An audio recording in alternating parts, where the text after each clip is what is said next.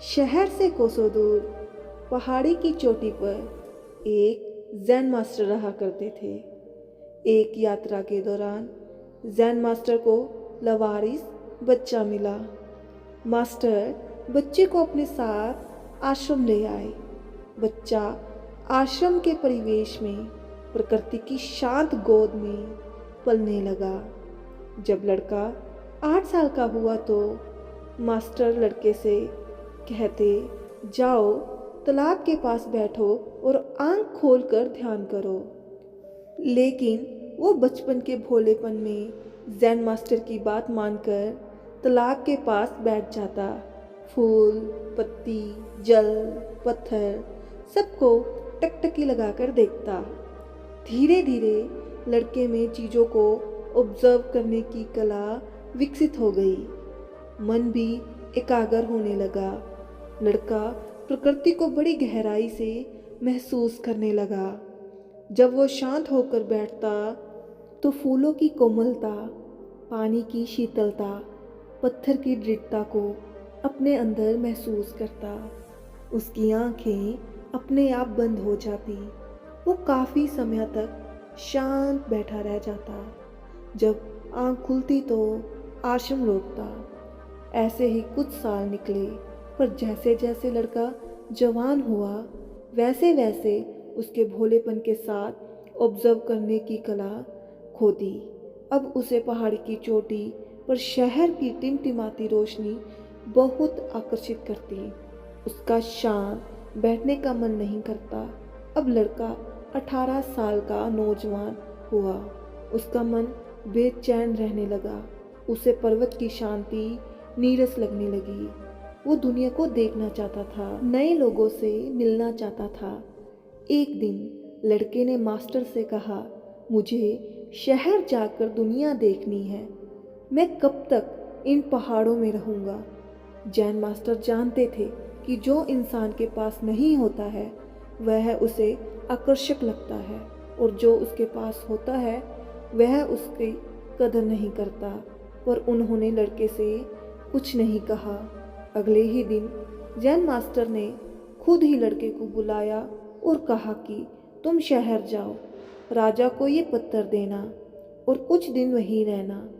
दोस्तों, राजा आत्मज्ञानी और महल में रहने वाला सन्यासी था, पर मास्टर ने लड़के को कुछ नहीं बताया। लड़का बहुत खुश हुआ। उसने तत्काल सामान बांधा और निकल पड़ा। रास्ते में जब थोड़ा एक्साइटमेंट कम हुआ तो लड़के को आश्चर्य हुआ कि मास्टर ने मुझे इतनी आसानी से क्यों जाने दिया। लड़का रास्ते में रुका। उसने जैन मास्टर का पत्र निकाला। उसमें केवल 3 शब्द लिखे थे, केवल दिशा दिखाओ। लड़के को कुछ समझ नहीं आया तो उसने ज़्यादा सोचा भी नहीं। शहर जाकर राजा को पत्थर थमा दिया। राजा ने पत्थर पढ़ा, फिर लड़के का चेहरा देखा। राजा तुरंत जैन मास्टर के शब्दों का अर्थ समझ गए। राजा ने आदेश किया और लड़के के लिए महल में रहने का प्रबंध हो गया। सारी सुख सुविधाएं मिलने के बाद राजा ने लड़के से कहा, तुम्हारा एक ही काम है, तुम्हें खुश रहना है। लड़के को अब राजमहल में सारी सुख सुविधाएं मिलने लगी।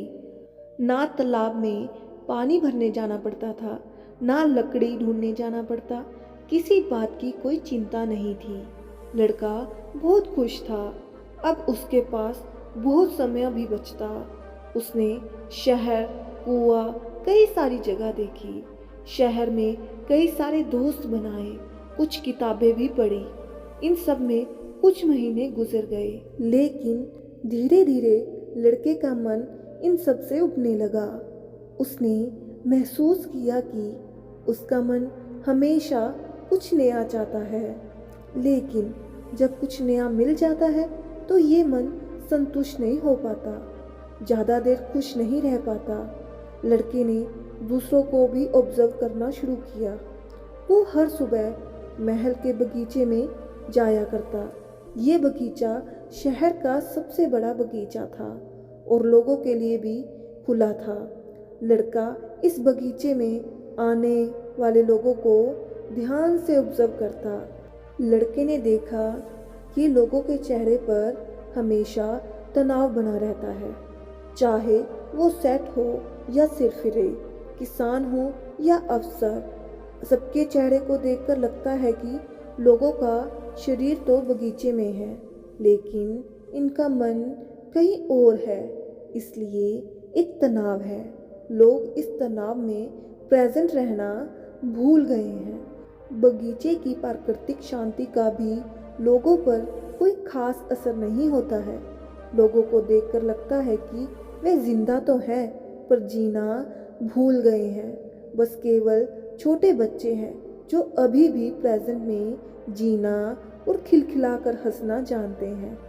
पहले लड़के को लगता था इस शहर में उन्नति करने वाले बड़े घरों में रहने वाले लोग तो खुश रहते होंगे, लेकिन अब लड़के को एहसास हुआ कि भारी सुख सुविधाओं से केवल शरीर को आराम मिलता है। मन तो बाहरी मज़े और डिस्ट्रैक्शन से केवल थकता है, लेकिन मन को कभी असली राह और खुशी नहीं मिलती। खुश रहने की बात तो दूर, लोगों को बेचैनी देख देख कर, मन के बारे में सोच सोच कर लड़का और भी बेचैन रहने लगा। वो कई बार वापस आश्रम जाने की सोचता, लेकिन राजा से कहने की हिम्मत ना होती। एक दिन लड़का परेशान चेहरा लिए बगीचे में बैठा था। संयोग से राजा भी आज बगीचे में टहल रहे थे। राजा लड़के को देखते ही समझ गए और लड़के से कारण पूछा। लड़के ने कहा, राजन, मैं जितना खुश रहने की कोशिश करता हूँ उतना परेशान होता जा रहा हूँ। यहाँ शहर में लोगों के पास सब कुछ है, लेकिन मन की शांति नहीं है। केवल बच्चे ही हैं जो सही मायनों में प्रसन्न रहते हैं। जैसे हम बड़े होते हैं वैसे ही हम प्रेजेंट में जीना भूल जाते हैं। क्या यही जीवन का सच है? लड़के ने कहा, राजन, मैं वापस जाना चाहता हूँ। राजा ने कहा, ठीक है, तुम कभी भी जा सकते हो, लेकिन जाने से पहले तुम्हें 2 काम करने होंगे। पहला काम, बगीचे को ऑब्जर्व करो। राजा ने लड़के से कहा, तुम कहते हो कि बच्चे प्रेजेंट में जीना जानते हैं, तो तुम बच्चों के जैसे ही बगीचे को देखो। पूछा, कैसे? राजा ने कहा, बगीचे की हर चीज़, पेड़ पौधे, पानी, फूल, हर चीज़ को गौर से देखो, परंतु किसी का कोई मतलब मत निकालना, किसी से कोई कहानी मत जोड़ना, किसी कहानी को नाम मत देना। तुम केवल देखना। इन चीज़ों से जुड़े मन में जो भी विचार आए उनका कोई मतलब मत निकालना, केवल देखना, फिर मुझे आकर बताना। अगली सुबह लड़का जल्दी उठा और बगीचे में आकर बैठ गया।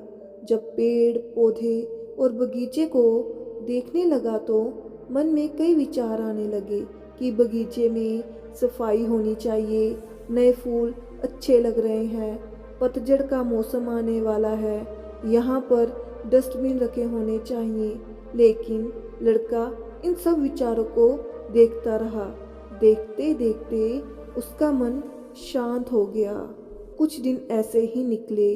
जब लड़का अकेले बैठता तो बगीचे का प्राकृतिक सौंदर्य देखता ही रह जाता। फूलों की कोमलता, पानी की शीतलता और धरती की स्थिरता महसूस करता। लड़का पूरा बगीचा अपने अंदर महसूस करने लगा। यूं कहिए कि वह लड़का बगीचे के साथ एक सा हो गया।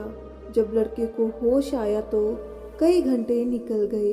अचानक ही लड़के को सुखद आश्चर्य हुआ कि मुझे 8 साल की उम्र में जैन मास्टर ने यही खुली आंखों वाला ध्यान सिखाया था। लड़का प्रसन्न मन से महल लौटा और राजा से कहा, राजन, मैंने 3 बातें सीखी। पहली, जब हम किसी पर ध्यान देते हैं तो मन के संपदन या मन की अवस्था उसी वस्तु जैसे हो जाती है। इसलिए सही और सात्विक वस्तुओं पर ध्यान देने का महत्व है।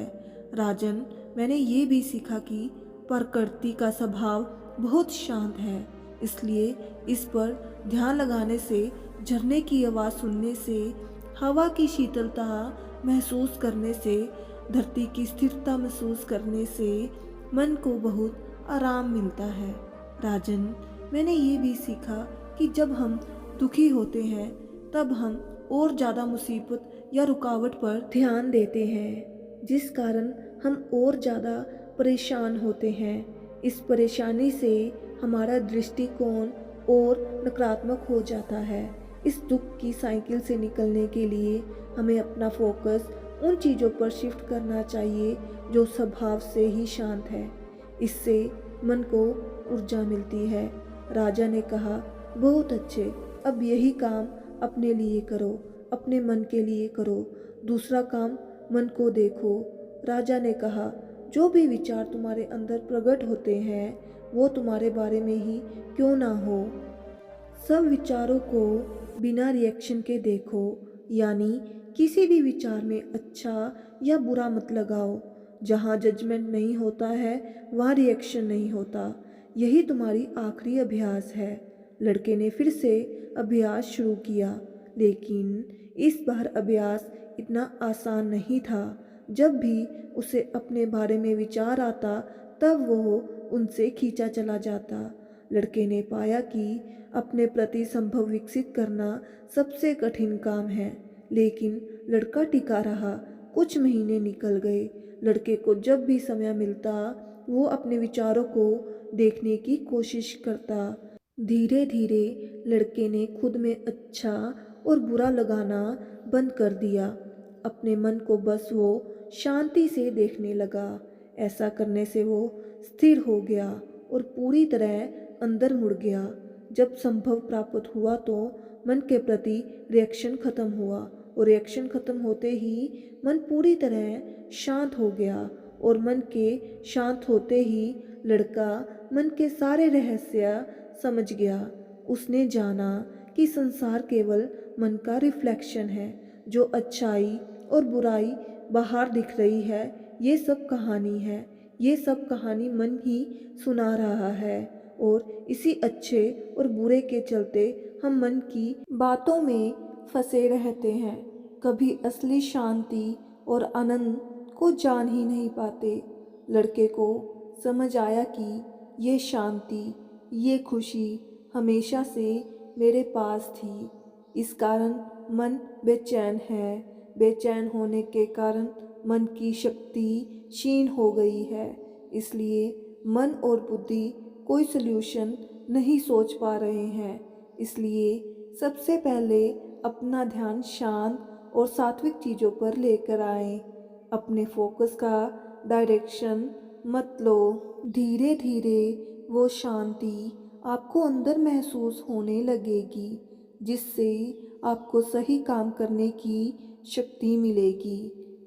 महात्मा बुद्ध कहते हैं, जो आनंद शांत रहकर चुप रहने में है वो शिकायत करने में नहीं है। धन्यवाद दोस्तों, कैसी लगी कहानी ज़रूर बताइएगा। मिलते हैं अगली कहानी में।